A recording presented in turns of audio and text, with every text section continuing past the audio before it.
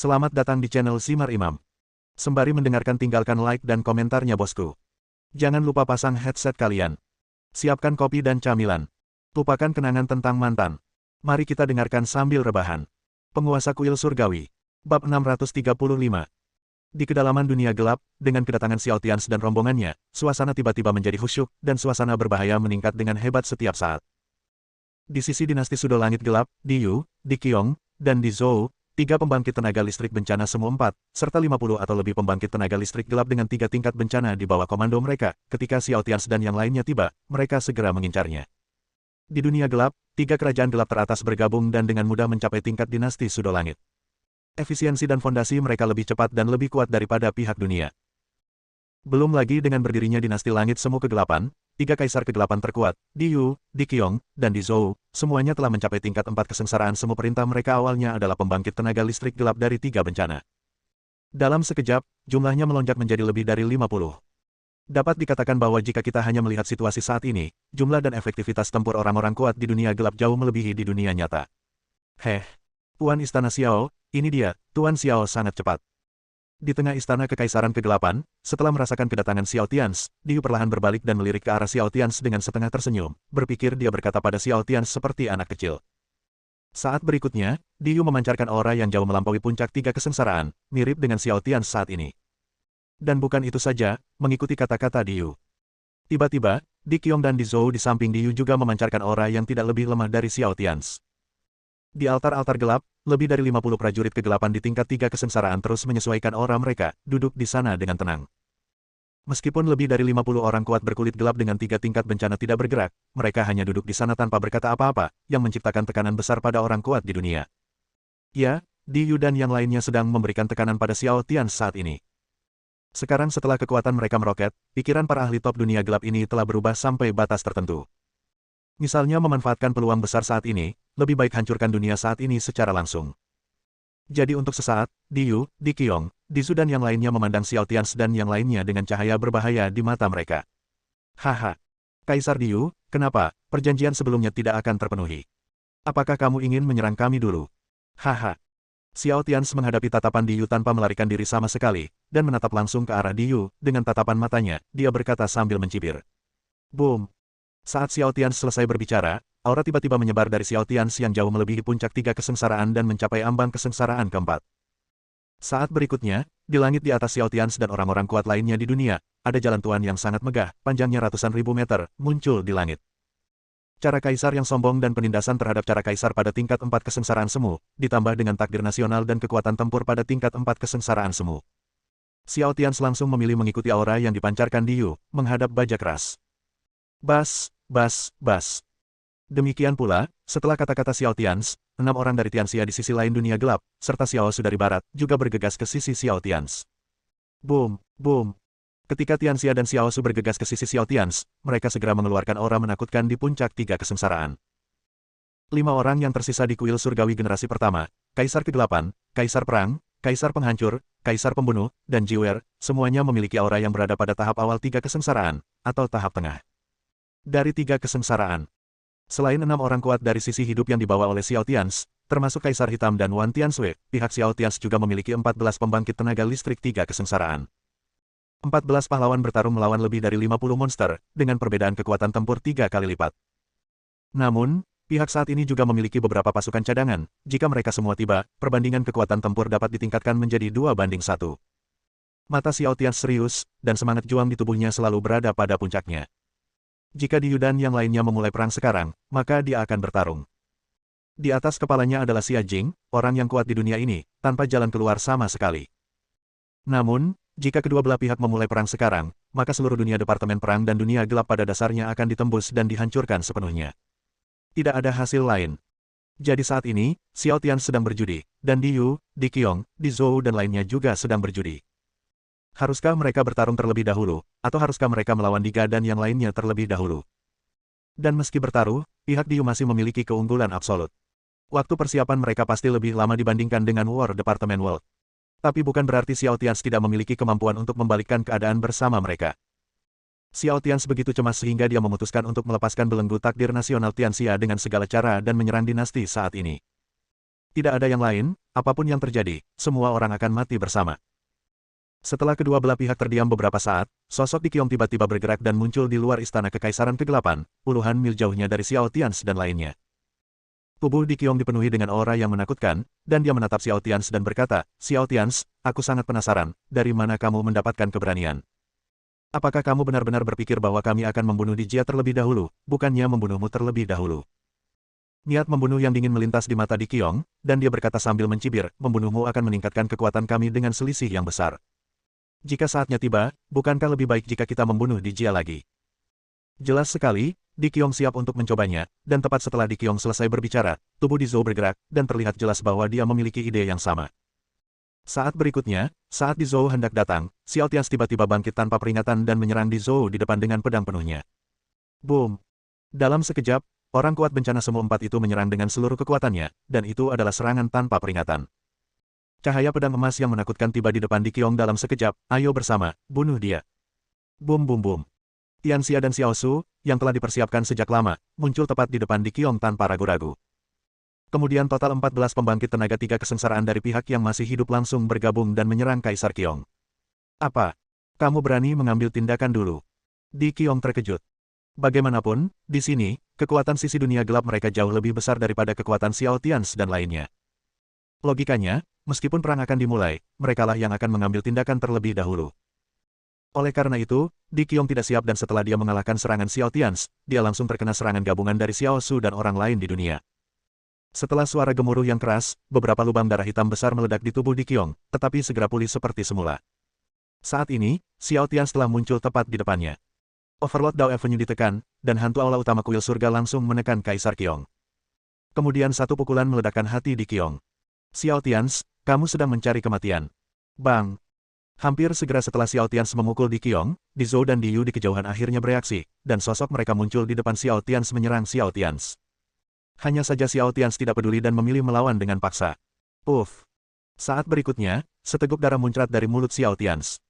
Di Qiong ingin menggunakan takdir nasional dinasti langit kegelapan untuk melawan penindasan sombong Xiao Tians. Namun hal itu segera diimbangi dengan nasib Xiao Tians yang jatuh ke dunia sekarang. Dengan cara ini, bahkan jika Xiao Tians menahan serangan Di Yu dan Di Qiong, bahkan jika dia terluka parah dalam sekejap, dia masih mengendalikan Di Qiong dengan paksa. Hasilnya adalah begitu kedua belah pihak bersentuhan, Xiao Tians dan Di Qiong, orang terkuat di kedua sisi, terluka parah. Terlebih lagi, situasi yang dihadapi Di Qiong jauh lebih buruk daripada Xiao Tians. Sebab, saat ini Di Qiong telah dikuasai bersama oleh Xiao Tians, Xiao Su, dan lainnya. Hantu dari dua aula kuil surgawi sebelum dan sesudah generasi pertama dan generasi kedua menyelimuti dirinya sepanjang waktu. Dan ada juga penindasan terhadap Tuan Dao di atas kepalanya. Oleh karena itu, meskipun Di Qiong sangat kuat, sebagian besar kekuatannya saat ini telah langsung ditekan. Meski aura di tubuhnya lebih kuat dari Xiao Su Tianxia, masih kalah dengan Xiao Tians. Hahaha, hahaha. Di Qiong, jangan bergerak. Jika kamu bergerak lagi, percaya atau tidak, aku akan membunuhmu secara langsung. Xiao Tians menyemburkan darah dari mulutnya, dan mawar di dadanya, diwarnai keemasan. Darah Xiao Tians sekarang berwarna emas. Kelopak mawar di dada Xiao Tians sangat aneh dan unik. 10 menit yang lalu, dia mengenakan pakaian pernikahan yang bersih dan rapi, tapi sekarang dia muntah darah dan terluka parah, dan nyawanya selalu dalam bahaya. Berdengung, berdengung, berdengung. Tepat setelah Xiao Tians selesai berbicara, lebih dari 50 pembangkit tenaga listrik kegelapan dengan 3 tingkat bencana di alun-alun altar istana kekaisaran kegelapan di kejauhan semuanya membuka mata mereka pada saat ini, dan kemudian lebih dari 53 pembangkit tenaga listrik bencana melintas sekilas, Xiao Tians dan yang lainnya dikepung terlebih dahulu. Angkat kepala tinggi-tinggi. Jauh di langit yang gelap, bayangan naga takdir nasional dinasti kegelapan sepanjang jutaan meter juga meraung dengan kemarahan yang luar biasa terhadap Xiao Tians. Di depan Xiao Tians dan yang lainnya, dua kaisar terkuat dari dinasti langit kegelapan, Di Yu dan Di Zhou, juga menghunus pedang panjang mereka pada saat ini, dan energi di tubuh mereka langsung mengunci sosok Xiao Tians. Heh. Darah emas masih mengalir keluar dari mulut Xiao Tians, dan aura di tubuhnya masih menurun. Ada 2 luka dalam di tubuhnya, dan aura gelap yang kuat selalu memenuhi udara. Bab 636. Boom, boom, boom, boom. Di dunia gelap, di garis depan dinasti langit kegelapan, lebih dari 50 prajurit kegelapan dengan 3 bencana atau lebih, dan tak lama kemudian ratusan prajurit gelap dengan 1 bencana dan 2 bencana, bergegas dan memusnahkan Xiao Tians dan yang lainnya. Dikelilingi di tengah. Dalam kehampaan yang gelap, momentum para ahli top di kedua sisi terus bertabrakan, menyebabkan retakan muncul di ruang gelap sekitarnya. Mata Diyu sangat suram, dia tidak pernah menyangka Xiao Tians akan bertindak begitu tidak rasional, sangat gila, bahkan gila. Bahkan ketika pihak mereka jelas-jelas berada dalam posisi yang tidak diuntungkan, mereka memimpin dalam menyerang kubah kekaisaran. Dan dia juga salah satu dari 3 orang terkuat di dinasti Langit Kegelapan. Kemarahan dan niat membunuh di hati Diyu semakin meningkat. Dia menatap Xiao Tians dan berkata, Xiao Tians, apakah kamu harus mencari kematian begitu cepat? Tubuh Xiao Tians bergoyang dan dia muncul tepat di belakang Di Qiong yang dikelilingi. Di Qiong tiba-tiba meledak dengan kekuatan untuk melawan, dan menusuk dada Xiao Tians dengan satu pedang. Pedang panjang Xiao Tians yang sama juga memotong leher Di Qiong, hanya sedikit memotong leher Di Qiong. Meskipun kepalanya dipenggal, salah satu dari 3 kaisar dinasti kegelapan, yang sekuat Di Qiong, tidak akan mati. Tapi Xiao Tians mampu secara langsung menghancurkan lautan kemauan dan jalan gelap Kaisar Qiong saat dia memotong lehernya. Di Qiong tidak bisa menahan rasa dingin di hatinya. Xiao Tians baru saja menahan pukulan lain darinya. Hingga saat ini, pedang hitam Di Qiong masih tertinggal di tubuh Xiao Tians. Tubuh Xiao Tians roboh sepanjang waktu. Tapi Xiao Tians tetap ingin mati bersamanya. Jadi saat ini, Kaisar Kegelapan, yang sekuat Di Qiong dan sekuat 4 kesengsaraan, benar-benar ketakutan di dalam hatinya. Keberadaan dan masa hidupnya jauh lebih lama daripada Xiao Tians. Dibandingkan dengan Xiao Tians, dia tidak ingin mati lagi. Dia sekarang telah memasuki level 4 kesengsaraan palsu, dan juga mengendalikan sepertiga dari kerajaan langit kegelapan. Anda dapat segera meninggalkan dunia departemen perang dan memulai masa depan yang baru. Dia benar-benar tidak ingin mati di sini. Tapi dia kebetulan bertemu dengan orang gila seperti Xiao Tians yang tidak mengikuti akal sehat. Bahkan ketika menghadapi musuh yang jauh lebih kuat dari dirinya, dia benar-benar tidak bergeming sama sekali, itu baja yang keras. Xiao Tians, jangan impulsif. Kamu mengerti bahwa aku adalah orang kuat dalam 4 kesengsaraan. Bahkan jika kamu bisa membunuhku, aku akan menghancurkan diriku sendiri di saat-saat terakhir. Bahkan jika kamu tidak melakukannya, mati, kamu masih akan terluka parah. Dan orang-orang di sekitarmu ini, aku pasti bisa mengambil sebagian besar darinya. Kamu. Jangan impulsif, jika ada yang ingin kamu katakan. Jika ada yang ingin kamu katakan, ucapkan dengan baik. Ucapkan dengan baik. Gudong. Di Qiong menelan ketakutan, dan dia hampir menyesal sekarang. Apa-apaan ini, baik di Zhou maupun di Yu tidak bergerak, dia hanyalah orang yang flamboyan. Ini akan menempatkan diri Anda dalam bahaya besar. Jangan lakukan ini padaku. Keluar dari sini. Xiao Tians mengumpat dengan keras. Ketika Di Qiong tidak berani bergerak, dia semakin mengendalikan Di Qiong. Kemudian Xiao Tians mengedipkan mata ke arah Tianxia, Xiao Su dan yang lainnya, dan Xiao Su serta Tianxia segera menggantikan Xiao Tians. Keduanya terluka parah, dan kekuatan mereka turun ke level yang sama dengan Di Qiong. Xiao Tians keluar, dan sementara Bahuang Dao terus menekan Di Qiong, dia mencabut pedang hitam dari dadanya, melemparkannya ke samping dan berkata kepada Xiao Su dan dunia, jika dia berani bergerak, kamu akan meledakkan dirimu sendiri. Jika kamu mati bersamanya, kamu bisa melakukannya. Xiao Tians berkata secara langsung dan ringan. Namun Xiao Su dan Tianxia tidak menunjukkan perlawanan sama sekali saat dihadapkan pada perintah Xiao Tians untuk bersiap menghadapi penghancuran diri setiap saat. Sebaliknya, dia mengangguk sambil tersenyum dan berkata, oke, aku sudah muak dengan hidup ini. Tianxia juga tersenyum dan berkata, saya datang lebih dulu. Saya sudah mati. Setelah beberapa pertempuran lagi, bahkan jika tidak ada yang membunuh saya akan pingsan sendiri. Akan lebih baik jika mengambil sosok kuat dari 4 palsu bencana. Atau, pokoknya, saya mendapat untung. Saat Tianxia selesai berbicara, 5 orang dari kuil Yitian juga mengangguk pada saat yang sama, dan mesin Qi terhubung dengan Tianxia. Hantu aula utama yang mempertahankan kuil surgawi selama 1 generasi dengan kuat mengendalikan gudang kekaisaran. Demikian pula, di pihak Tianxia, sekelompok orang kuat di dunia, termasuk Wan Tianxue, Yang Xia, Dao Yi, Hei Di dan lainnya, juga mengunci Di Qiong dengan ekspresi acuh tak acuh. Semua orang menghadapi orang-orang berkuasa gelap di belakang mereka tidak peduli sama sekali. Xiao Tians kemudian memandang semua orang kecuali Xiao Su dan Tianxia, dan melanjutkan, kalian, jika kalian tidak bisa mengalahkanku nanti, kalian semua akan meledakkan diri untukku. Sebelum kalian mati, kalian harus mengambil beberapa dari kelompok kekuatan gelap bersamaku. Singkirkan sebanyak yang kau bisa. Tidak. Aku akan mematuhi perintah Kaisar Xiao. Orang-orang kuat di dunia ini semuanya mengangguk dengan tegas, dan dalam sekejap, aura di tubuh mereka semuanya meningkat hingga ekstrim, dan mereka siap untuk menghancurkan diri sendiri kapan saja. Di Yu dan di Zhou tidak bisa menahan cemberut ketika mereka melihat situasi semua orang di pihak Xiao Tians. Jelas sekali Xiao Tians bertelanjang kaki dan tidak takut dengan sepatu basah. Dia menjelaskan bahwa itu adalah pertaruhan, dan Di Yu serta yang lainnya tidak berani mati bersamanya. Wajah Di Yu menjadi gelap, dan wajahnya muram seperti air. Dia menatap Xiao Tians, menarik napas dalam-dalam dan berkata, Xiao Tians, mengapa kamu melakukan ini? Ini bukan waktunya bagi kamu dan aku untuk mengambil keputusan. Pertempuran. Kamu mengerti. Cih, apa yang kamu katakan lebih baik daripada apa yang kamu nyanyikan. Diu, apa menurutmu aku buta? Xiao Tians mencibir, menunjuk ke arah Di Qiong, lalu menunjuk ke arah Di Zhou dan berkata, mereka berdua jelas-jelas menginginkannya saatnya mengambil tindakan. Apa yang mereka katakan itu benar. Jika kamu menghancurkan dunia ini terlebih dahulu, kamu akan menjadi lebih kuat, bukan?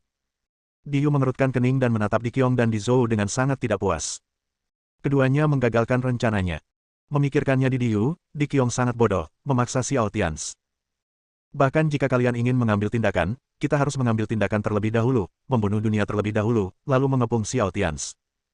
Dia harus menekan Xiao Tians sendirian, menghasilkan situasi yang menjijikkan dan pasif. Bodoh. Anda pasti hidup seperti babi selama ribuan tahun. Xiao Tians, salah satu orang kuat di Tianxia yang bangkit di generasi ini. Saya sudah merasa tidak normal. Kami masih harus merepotkan mereka saat ini. Mata Di Zhou berkedip-kedip, dan energi di tubuhnya melonjak, tetapi sebelum dia bisa mengaktifkannya, Di Yu di sisi lain memberinya tatapan dingin. Haha, apa, kamu ingin membunuhnya dengan paksa? Xiao Tians menatap Di Zhou dan tersenyum. Kemudian Xiao Tians memandang Di Yu dan berkata, Di Yu, di dunia gelap, kamu memang orang terpintar. Otak Di Qiong tidak bagus, dan Di Zhou tidak jauh berbeda. Di Yu menatap Xiao Tians dalam-dalam dan berkata dengan muram, Tuan Istana Xiao, kamu sudah mendapat cukup banyak masalah, kamu bisa berhenti. Oh, cukup banyak masalah. Maksudmu akulah yang membuat masalah. Bukan aku yang memulai masalah dulu. Xiao Tians berhenti berbicara dengan Di Yu dan Di Zhou, yang penuh dengan niat membunuh. Titik. Sebaliknya, dia berbalik dan memuntahkan darah, menatap Di Qiong yang juga muntah darah, dan berkata, Di Qiong, apakah kamu baru saja merasakannya? Kakakmu yang baik, Di Zhou ingin mengambil tindakan terhadapku. Ya, itu benar. Jika kita mengambil tindakan sekarang, kita memang bisa membunuh kita, tetapi sebelum kita mati, Di Zhou tidak tahu apakah kami bisa membunuh Di Yu atau tidak, tapi kamu, Di Qiong, akan dikuburkan bersama kami, kan? Xiao Tians berhenti, dan senyuman di wajahnya menjadi lebih tebal. Dia memandang Di Qiong dengan setengah tersenyum, dan berkata dengan nada lemah, dan jika kamu, Di Qiong, mati bersama kami sekarang, maka bagianmu dalam kegelapan surga akan menjadi setelah mereka pergi, Di Zhou dan Di Yu akan menjadi lebih kuat, bukan? Jadi, menurutmu apakah mereka ingin membunuhmu sekarang? Wajah Di Qiong tiba-tiba menjadi gelap, sangat suram. Karena Xiao Tians benar, dengan kekuatannya barusan, dia benar-benar merasakan niat membunuh Kaisar Zhou. Di Zhou ingin membunuhnya juga. Tentu saja, jika dia ingin membunuh Di Qiong, dia akan menggunakan bantuan Xiao Tians dan yang lainnya. Tapi bagaimanapun juga, Xiao Tians benar. Jika Di Qiong mati, Di Zhou dan Di Yu akan sama-sama berbagi kekuatan dinasti langit kegelapan, dan mereka akan menjadi lebih kuat lagi. Dan ini adalah sesuatu yang sudah lama mereka pahami di dalam hati mereka bertiga. Justru karena sulit bagi mereka bertiga untuk membunuh salah satu dari mereka bertiga akhirnya bersatu untuk mengambil alih dinasti langit kegelapan yang baru. Tetapi jika salah satu dari mereka bertiga memiliki kesempatan untuk membunuh dua lainnya, mereka pasti tidak akan ragu. Dan jika mereka tidak menghadapi ancaman Diga di dunia gelap, mereka bertiga pasti sudah bertarung sejak lama. Di Qiong menarik napas dalam-dalam, melihat keselusin prajurit kegelapan di tingkat 3 kesengsaraan di bawah komandonya dengan mata dingin, dan memerintahkan kalian, mundur. Jangan ikut berperang. Setelah Di Qiong selesai berbicara, kerutan Di Yu semakin dalam, dan dia tidak bisa menahan nafas. Ketika dia melihat Xiao Tians, ada sedikit kerumitan di matanya. Metode keterasingan Xiao Tians sangat sederhana dan jelas. Tapi ini sangat praktis dan sangat efektif. Xiao Tians tersenyum ketika mendengar ini, memandang Di Qiong sambil tersenyum dan berkata, Di Qiong, kamu tidak terlalu bodoh, kamu bisa melihat dengan jelas. Hati-hati dengan Di Yu, orang ini bukan orang baik. Dia bisa membunuhnya. Aku pasti sudah membunuhmu sejak lama. Setelah Xiao Tians selesai berbicara, dia melihat ke arah Di Zhou di belakang Di Yu dan berkata, dan kamu, Di Zhou, berhati-hatilah. Saya merasa dengan otak babi kamu, cepat atau lambat kamu akan ditipu oleh Di Yu. Di Zhou sangat marah dan ingin menyerang Xiao Tians, tetapi ditekan oleh Di Yu. Karena pada saat Di Zhou hendak mengambil tindakan, Di Yu merasakan dinginnya mata Di Qiong.